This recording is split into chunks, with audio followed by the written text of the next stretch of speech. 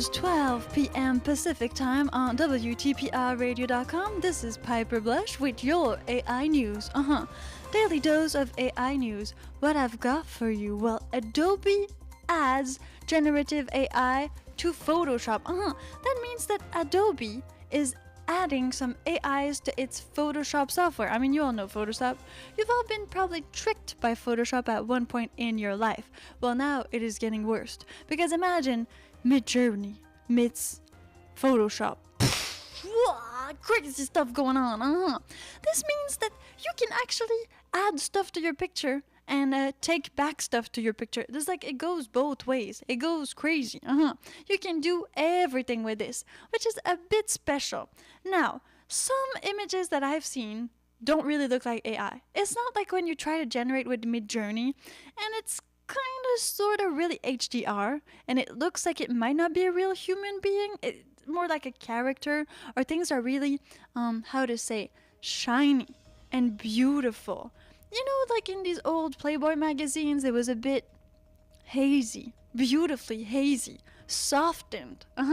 Like the soften was like maximum force. Well, it still sometimes looks like this a little bit on Photoshop. But right now, on AIs and Midjourney, well, it could and could not be like that.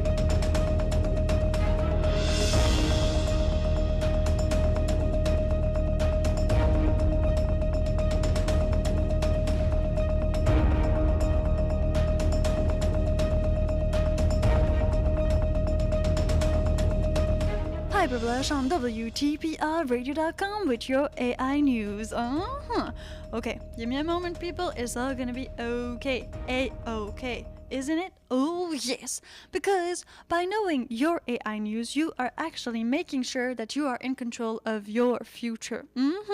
And that's what we stand for on WTPRradio.com. We want you to have enough information to decide what you're gonna do with it in the near future.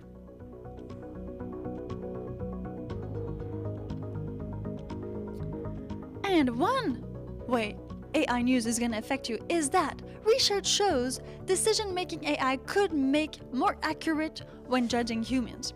There is this one judge in India that did use ChatGPT to help with his verdict. Now, this could be an implementation that is going to be made when judging humans on trials. I mean, it's a lot about opinion. It's a lot about many other things. I mean, it depends, of course, for what you're being judged. But what if AIs were actually better because they weren't biased, because they were just really looking at the facts? I know sometimes facts are maybe a bit out of context, but still, what if? I mean, what if that is the world we're going in, when the whole judiciary system, that word, is actually AI controlled? Maybe it's gonna be better like that. I don't know. What do you think? Come and tell me on WTPRradio.com. Click Discord server and let's share the good and the bad of AI news to see what kind of future we are living in right now. So, well, judging humans is a bit complicated, but again, sometimes there is evidence. Sometimes there is a factual evidence that will allow it to, for maybe AIs to be more specific, more Cartesian, more mathematical about these things, and don't let their previous history, like as a human being, will direct their choices. This is interesting. This article is from the University of Toronto. Well, there is more coming up, so you stay right where you are. Ooh.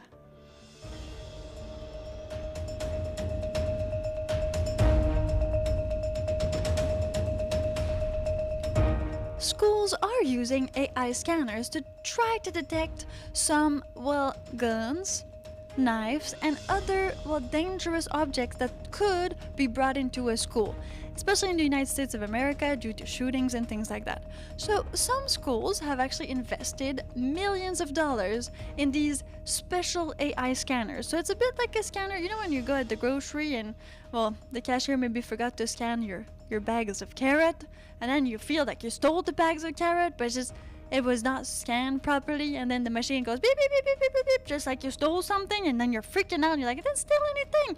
Well, just like that. Just like that. So there are some to detect metals, like actual metal, for protection, to make sure that it is, more secure when you go to school. So there's these like AI scanners, which are a bit more like metal scanners that people go through. Yes, young kids, and I guess teachers and everybody else who needs to work at the school. But, well, there was an attack with a knife. And so that means that this AI scanner did not see the knife. Possibly did not see the knife.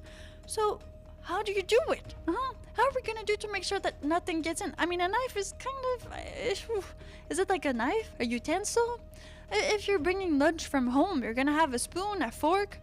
We could kind of direct, but at one point, if you're really wanting to hurt somebody, you could use like pretty much anything. Though, I mean, a real big knife that is meant for maybe going hunting should not be brought at school, people. It shouldn't. Can these AI technologies, these AI scanners, actually make it better for the school system or for humans in general? I mean, going to the airport, like passing through TSA. You've got these real people, but you also have these like big scanners. You know the big one? The one you go like your hands up in the air and then you spread your legs and it goes like kind of full circle. It does a 360 on you. Yeah, that one.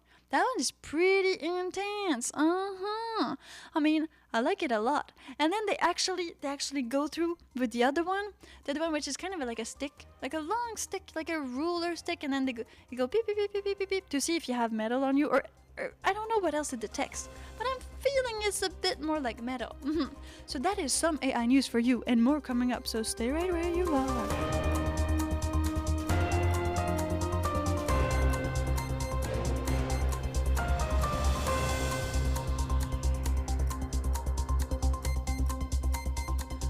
I was reading these graphics about what happened in the AI world in 2022, which is a really good year for AI.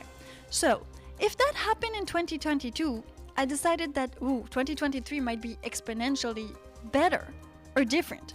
So let me go over what happened in 2022. Let's do like a little reverse and get back to 2023, because again, it's exponential. It's a lot of things that are happening like right here, right now, that can dictate what the future will look like. So I got it right here. I'm going to read this because it's long.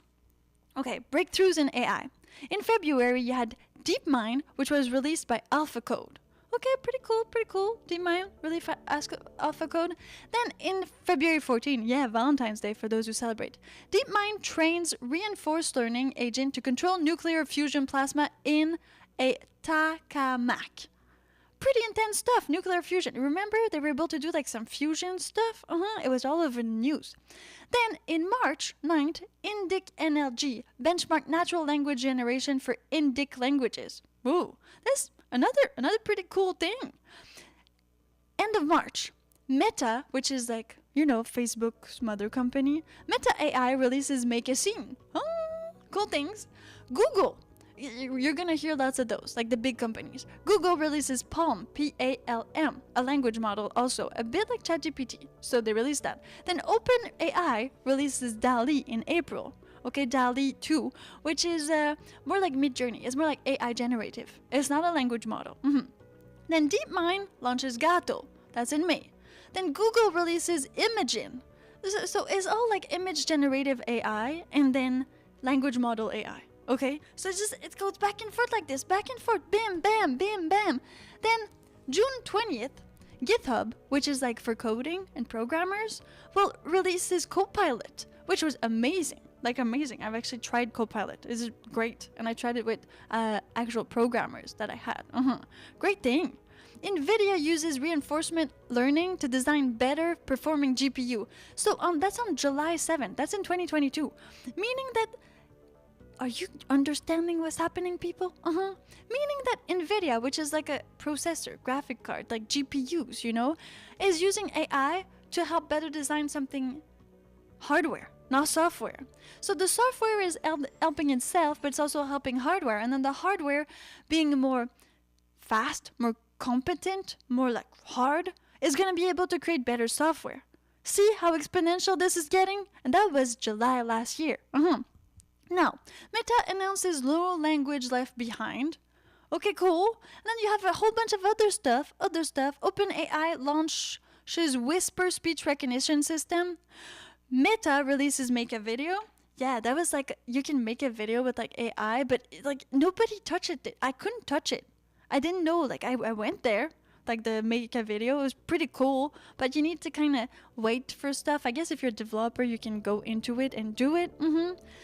Then, well, the big stuff is that OpenAI launched ChatGPT, and that was in November 29th. Yeah, and now we're here.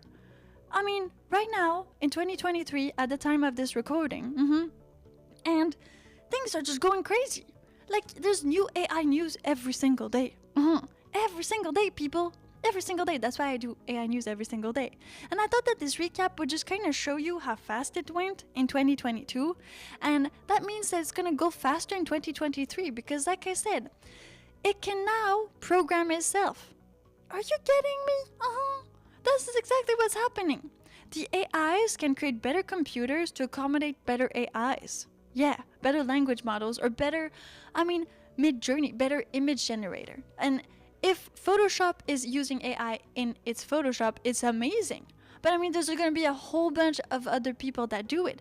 So, will it be the big companies that actually, train AI and keep AI on themselves that are going to win this? Or is there going to be really enough room for little companies to do something different? Because training AI, and just the processing power to direct AI costs so much money that it's going to be very hard for like a small company to maybe like do it big. Though OpenAI is, open source. Meaning, are we going to go towards a more like decentralized type of thing? Something that would make it so everybody kind of controls their own AI? Your very own AI, and does not rely on this like social media AIs or on all these other AIs in the world like Google, Facebook, OpenAI. All of these things. Well, we don't yet know, but this is a possibility, people. This is a big possibility. I'm telling you, it could happen at one point. Yeah. And it is scary.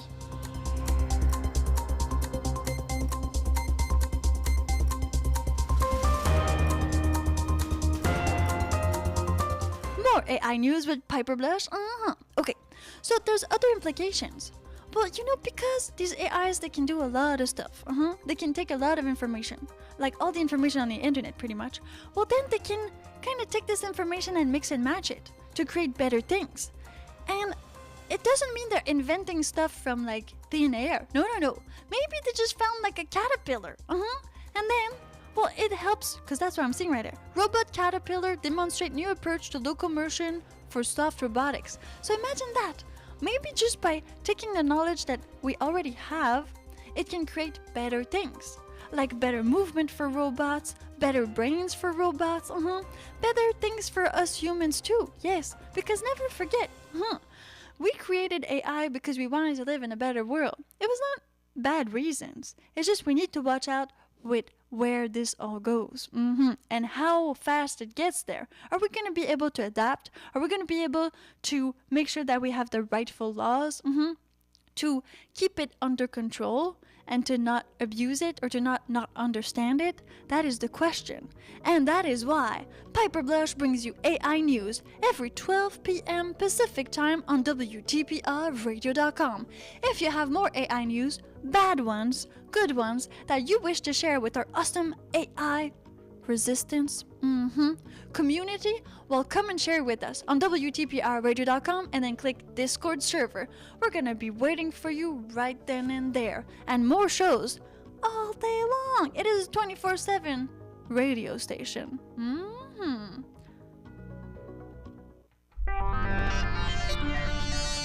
Oh yeah, welcome to Pirate Radio, people.